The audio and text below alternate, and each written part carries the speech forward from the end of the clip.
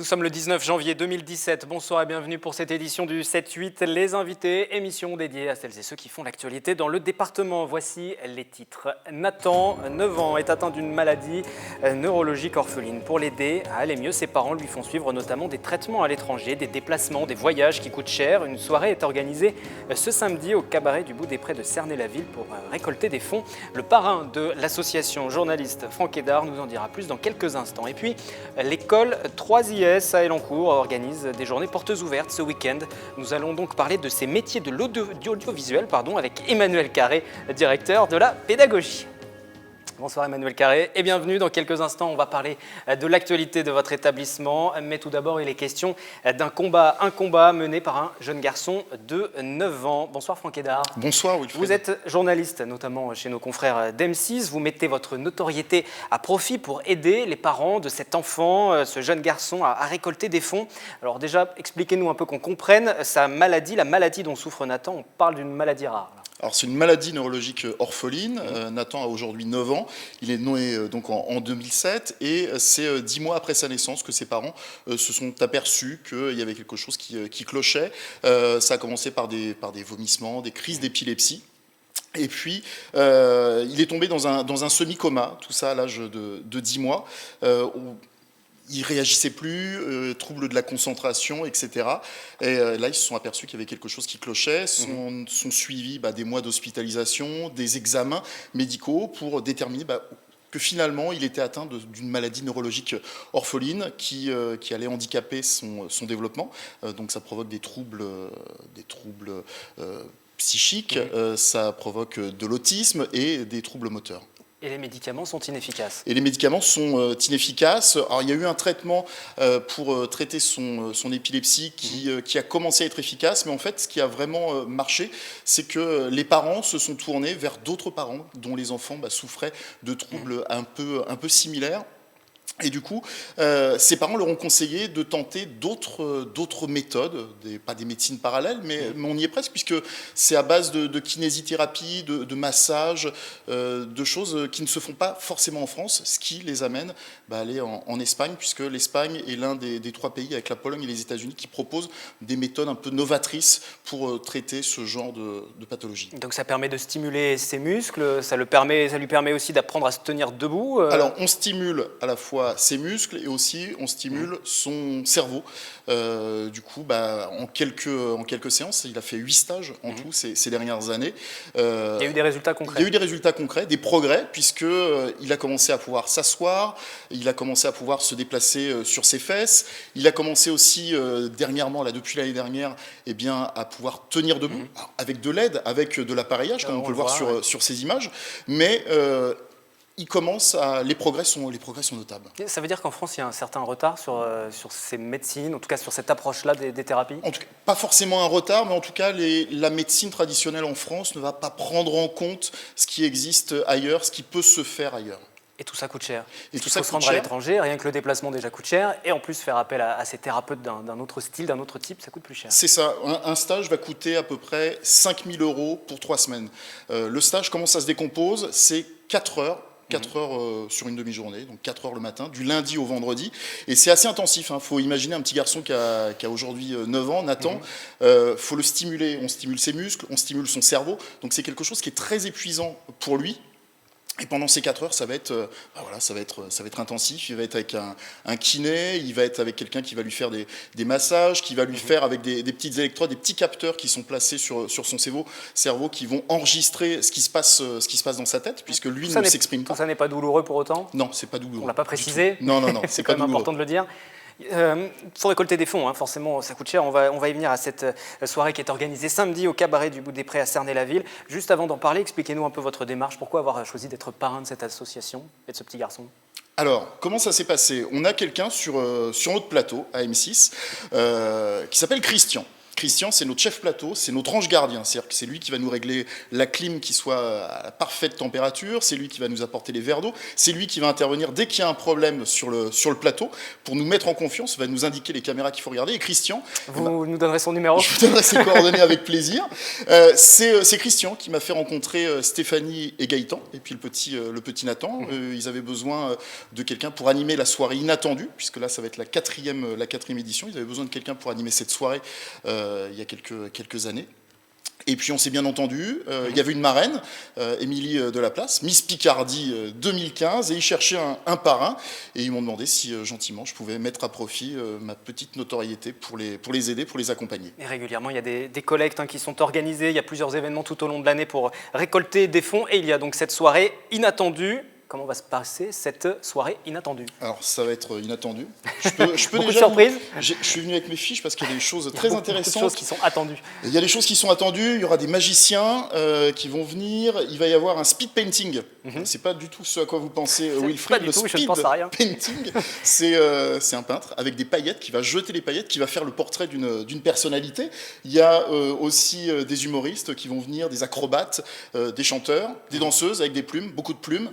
Beaucoup de paillettes, plus quelques personnalités qui vont se joindre à nous pendant la soirée. Il y a Jean-Philippe Doux, que l'on a pu voir notamment sur M6, et aussi chez Il en pense quoi, Camille, sur C8. Il y a Isabelle Morini-Bosque, journaliste d'RTL, et puis que l'on peut voir aussi dans Touche pas à mon poste. Et puis je crois qu'il y a Philippe Candeloro qui va venir faire un petit coup. Et pour récolter des fonds, ça veut dire qu'il faut payer le billet d'entrée Alors c'est un dîner-spectacle, voilà. 45 €. Et puis vous profitez de la soirée, vous profitez du spectacle, vous profitez du repas et vous passez un agréable moment. Et vous faites un acte généreux de solidarité pour aider Nathan. Nathan, le combat d'un ange. Il y a un site internet, l'adresse c'est affiché. Et puis bien évidemment, vous l'avez vu, l'affiche pour cette soirée.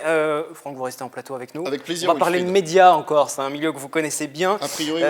Avec l'école 3IS, qui est à Saint-Quentin-en-Yvelines, sur les communes d'Elancourt et de Trappes, qui forme au métier de l'audiovisuel. Rebonsoir Emmanuel Carré, vous êtes le directeur de la pédagogie du développement. Journée portes ouvertes ce 21 janvier. Ce sera juste avant la soirée inattendue qui se déroule ensuite du côté de Cernay. On va faire un point global déjà sur cette école, 3IS. L'école se porte bien. Aujourd'hui, vous dépassez le millier d'étudiants à peu près? Oui, on a atteint 1 millier d'étudiants. L'école existe depuis 1988. Le bâtiment historique qui est situé du côté de la commune de Trappes est celui qui est en exploitation pour l'essentiel de nos activités, où il y a beaucoup d'équipements, et du côté d'Elancourt.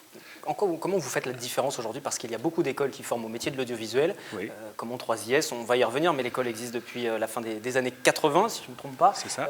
Comment vous faites la différence pour attirer les élèves? Eh bien justement, c'est par des opérations comme les journées portes ouvertes qu'on montre notre savoir-faire, nos équipements, qui font vraiment la différence dans ces métiers, puisqu'il faut former les jeunes à des technologies qui sont contemporaines, qui sont celles qu'ils vont utiliser dans leur vie professionnelle ensuite. Et on a un certain nombre de plateaux. Alors un plateau qui est équipé un peu comme celui dans lequel nous sommes aujourd'hui pour entraîner les étudiants qui font la prise de vue, la prise de son, des apprentis journalistes qui font également partie de nos spécialisations. On a un studio de motion capture qui est plus original et qui est, je dirais, unique en France dans les écoles, puisque là, on a 32 caméras qui reproduisent les mouvements d'un comédien sur le plateau. On a un plateau spectacle vivant. On a évidemment toutes les technologies utiles aujourd'hui, comme la prise de vue aérienne par drone, les casques HTC, vous savez, qui permettent de rentrer dans des jeux vidéo, dans des logiques de réalité virtuelle.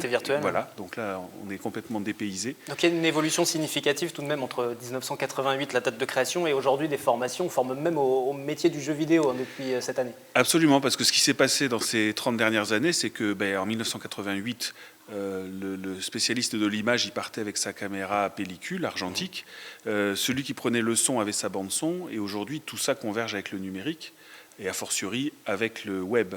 Il y a un chiffre qu'on cite assez souvent, c'est que l'ensemble des images et du son produits pendant toute l'année 1995, donc oui, c'est pas très vieux, pendant toute une année aujourd'hui, c'est le même volume de données est diffusé simplement en 2 minutes sur Internet.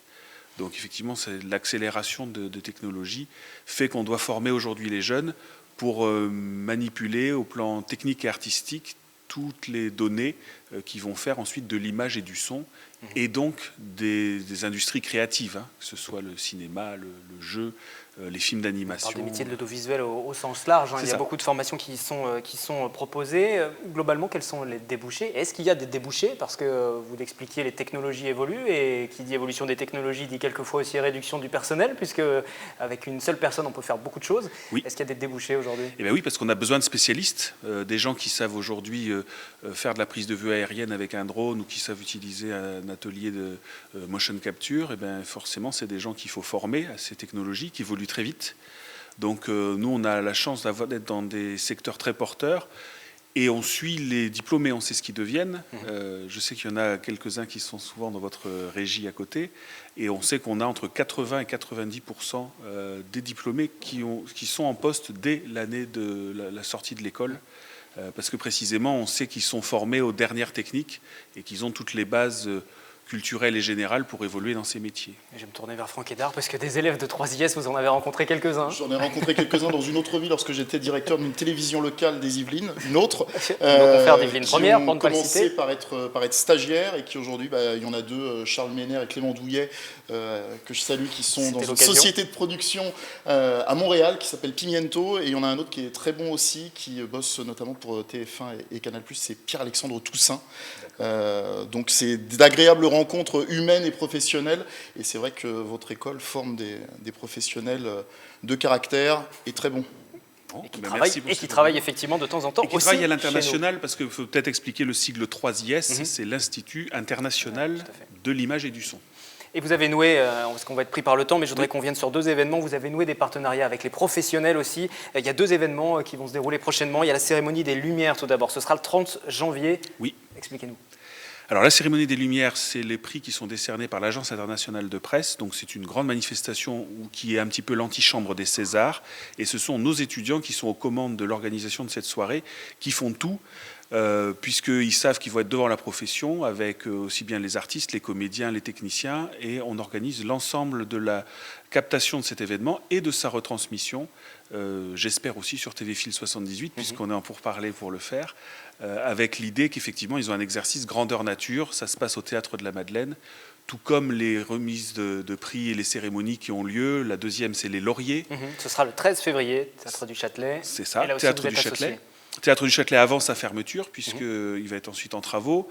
Ce qui fait que les Césars, pour lesquels nous sommes également partenaires, seront cette année organisés salle Pleyel. Et ce sont aussi nos étudiants qui font la captation des événements pour l'Académie des Césars, les bandes annonces, l'organisation des soirées, César Révélation, César Technique, César des producteurs. Donc on essaye autant que possible de mettre nos jeunes en situation vraiment de rencontrer les acteurs de nos professions et de faire des exercices très concrets, puisque le jour où on leur dit cette émission va être diffusée sur votre chaîne ou sur TV5 Monde, évidemment tout le monde est à son poste, un peu fébrile, en disant c'est aujourd'hui que je fais un vrai exercice comme dans ma future vie professionnelle. Merci d'être passé sur ce plateau. Avec Nous plaisir. allons fermer ce 7-8 les invités pour ce soir. Je vais rappeler vos 2 actualités. Tout d'abord, la soirée inattendue, samedi 21 janvier, 19h30, afin de récolter des fonds pour Nathan. Et puis, ces journées portes ouvertes pour l'école 3IS, samedi 21 aussi. Ce sera toute la journée. Les différents sites internet se sont affichés. Les programmes se poursuivent sur notre antenne. Les replays sur notre site internet et sur notre application mobile. Merci à vous.